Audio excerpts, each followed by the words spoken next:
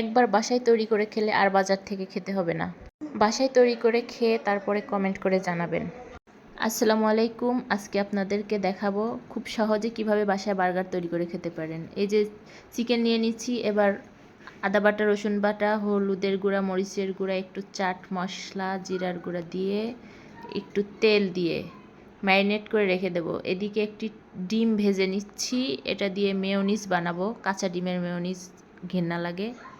এই যে ডিমটা দিয়ে দিচ্ছি। এবার 2-3 কোয়া রসুন দিয়ে দেব, টমেটো সস দেব, তারপরে কালো গোলমরিচের গুঁড়া, একটু আমের আচার, একটু ভিনেগার, একটু সয়াবিন তেল দিয়ে এবার ব্লেন্ডার করে নিব। আমার চিনিটা স্কিপ হয়ে গেছে, আমি ব্লেন্ডার করার পরে চিনিটা দিয়েছি।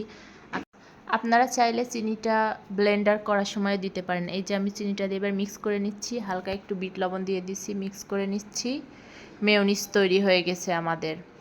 এবার ওই চিকেনগুলা ম্যারিনেট করে রাখছিলাম, তার মধ্যে একটু পরিমাণ কর্নফ্লাওয়ার দিয়ে ভালোভাবে এটা মিক্স করে হালকা একটু ময়দা দিয়ে এবার তেলের মধ্যে দিয়ে দিব আমরা এই মিশানো চিকেনগুলা।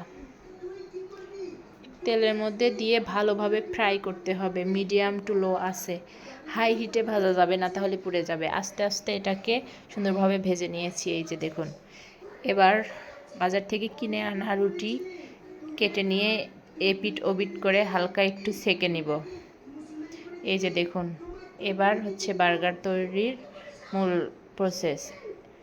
এবার মেয়োনিজটা দিয়ে দিচ্ছি সুন্দরভাবে, দেওয়ার পরে একটু সস দিয়ে দিচ্ছি, তারপরে এবার চিকেন দিয়ে দিব।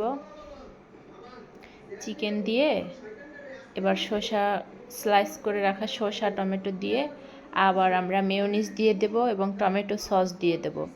দিয়ে দেওয়ার পরে এই তো হয়ে গেল আমাদের রেডি বার্গার। বাসায় তৈরি করে খাবেন একবার, দেখবেন অনেক সুস্বাদু। বাজারে কিনে খাওয়া জিনিস অস্বাস্থ্যকর।